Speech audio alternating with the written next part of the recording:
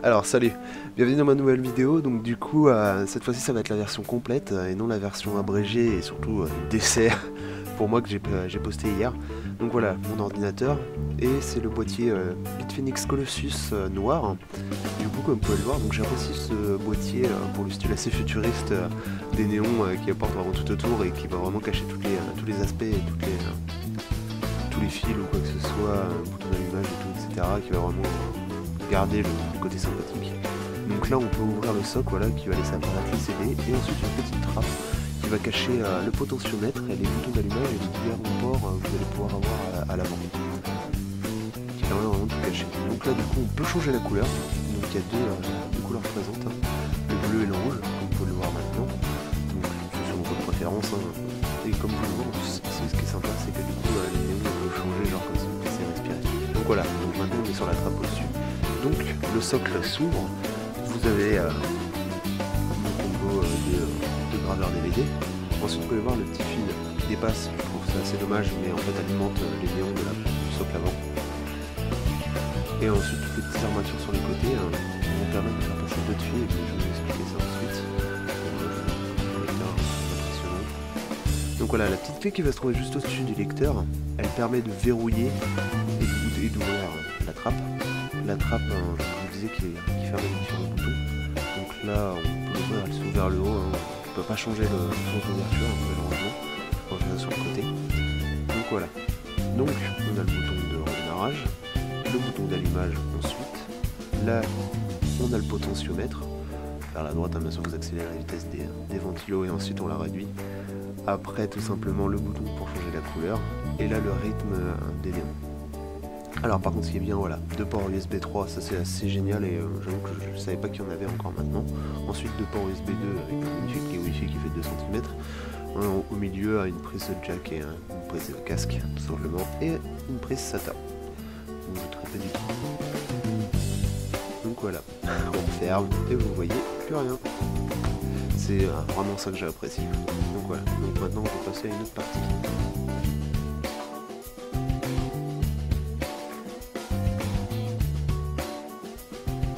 Donc là je vais vous montrer rapidement une vue d'ensemble de l'intérieur de mon ordinateur. Donc normalement il y a deux vis que j'ai déjà retirées pour la vidéo. Mais les portes tiennent bien, il faut juste faire attention parce qu'elles sont connectées à un fil.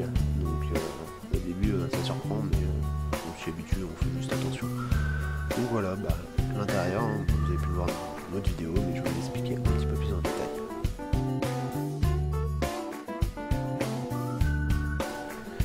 Allez, on commence par l'alimentation. Donc une Akasa Venom Power 750 watts que j'ai pris pour alimenter l'ensemble de ma tour.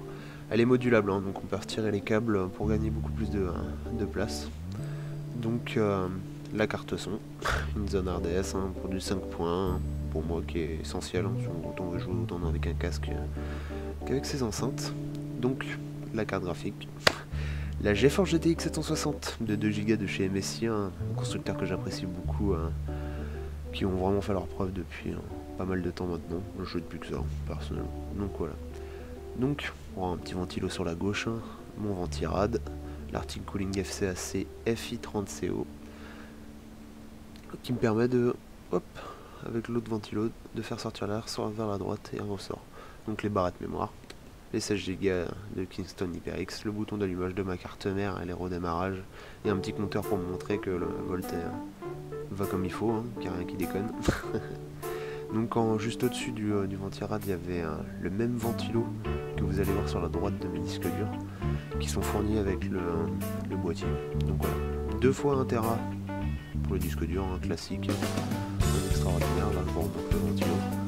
Ensuite, la petite cote protectrice pour mon lecteur SSD SanDisk de 128 Go, là où je mets des OS et des logiciels, plutôt sympathique. Ensuite, juste de me faire voir pour le lecteur DVD ou autre, si je me remets. Donc voilà. Donc là, la portière qui est connectée au fil dont je vous parlais, hein, assez fragile. Je conseille de faire attention, je pense que c'est même un gros défaut du boîtier. Donc voilà, je vais le refermer et puis on va passer à autre chose. On a fini pour la peine de ma config, juste mon écran rapidement et puis mon bureau. Allez, on passe à mon bureau et au reste de mon ordinateur. Et et une manette Xbox 360 qui se balade sur notre bureau. Là c'est mon casque de Rocket Cave pour du 5.1, je peux pas faire trop de bruit. Ensuite mon petit joystick classique, j'en sors pour Arma 3 et une simulation de vol. Ma souris, la RAD 3, RAD 4, Cyborg pour ceux qui préfèrent. Mon clavier, le Strike 5, qui un peu très cher, j'aime bien. Non, il m'a coûté une blinde, mais franchement je regrette pas, il est vraiment génial. J'ai pas un blinde, même si c'est pas du mécanique. Mais bon, on fait avec. Ensuite, mes deux écrans, un de 24 pouces et un autre de 17. Je peux webcam au-dessus, on peut plus voir. Il est bien pour le bordel sur mes icônes. Du moins, deux des icônes. Voilà, mon bureau, la totalité de mon PC. Donc je vais consacrer le reste et la fin de ma vidéo au prix des composants de mon ordinateur et essayer de vous conseiller 2-3 choses. Donc voilà, on est à la fin de la vidéo. Alors je vais énumérer chaque composant et vous dire son prix. Donc du coup, ce que je n'ai pas parlé, c'est la carte mère. Donc c'est une Gigabyte GA Z87X UD3H qui m'a coûté 145 €. Le processeur, c'est un Intel Core i7 4770 cadencé à 3,5 GHz qui coûte 300 €. Je voulais pas montrer parce qu'il est derrière le ventirad et j'allais pas le démonter, surtout qu'il n'y a aucun intérêt, ça ressemble à une toute petite puce quoi. Donc ensuite le ventirad, donc du coup comme je vous avais dit, il m'a coûté 45 €. Ensuite les barrettes mémoire, j'en ai eu pour les 16 Go pour 150 €. La carte graphique, j'en ai eu pour 220 €.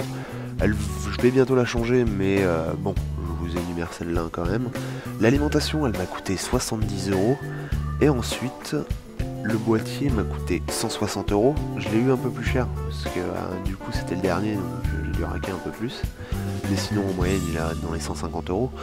Ensuite, le SSD, j'en ai eu pour environ 75 €. Et les deux disques durs d'1 Tera, j'en ai eu pour 50 € l'unité, donc en gros 100 €. Donc voilà, pour la totalité de mon ordinateur, j'en ai eu pour à peu près 1250 €. Après, c'est un PC de moyenne gamme, c'est pas forcément ceux qui sont accessibles, c'est pas non plus les meilleurs, loin de là, mais voilà, je trouve que c'était un bon compromis, surtout pour la nouvelle génération de jeux qui risque d'arriver récemment. Donc ce que je peux en dire, c'est que voilà, c'est une belle bécane, j'ai quand même, voilà, comme je l'ai dit, je voulais changer la carte graphique bientôt pour une GTX 780 Ti avec 3 Go de RAM, mais ce sera pas pour tout de suite. Du coup, je tenais à dire que l'ordinateur, je l'ai monté moi-même, je l'ai pas fait monter. J'ai appris tout seul, vraiment, grâce à des forums, il y a de ça quelques mois, en peu de temps. J'ai décidé de sauter le pas, parce que les économies face aux ordinateurs vendus en commerce, il n'y a pas photo, on économise facile 100-150 € quand même des fois. Donc voilà, je vous dis, osez sauter le pas, sincèrement, il n'y a vraiment rien de compliqué. Il faut vraiment prendre son temps, beaucoup lire les tutos ou quoi que ce soit, mais on peut y arriver. Donc voilà, je vous ai présenté mon ordinateur tout simplement parce que l'informatique est désormais une de mes récentes passions. J'en ai d'autres comme les jeux ou plein d'autres choses qui peuvent tourner autour de l'univers geek si je puis dire. Donc voilà, j'ai l'intention de commencer cette chaîne en faisant plein de petits sujets sur tour, surtout pas forcément des jeux, autant de l'informatique, peut-être même des mangas, j'en sais rien, on verra bien. Je pense que je vais me laisser selon l'imagination que je vais avoir du moment. Et je vous remercie vraiment d'avoir pris la peine de regarder cette vidéo, et si vous voulez lâcher un commentaire et vous avez des questions, n'hésitez pas surtout, et j'hésiterai pas une seule seconde à vous répondre le plus rapidement possible. Allez, tchuss!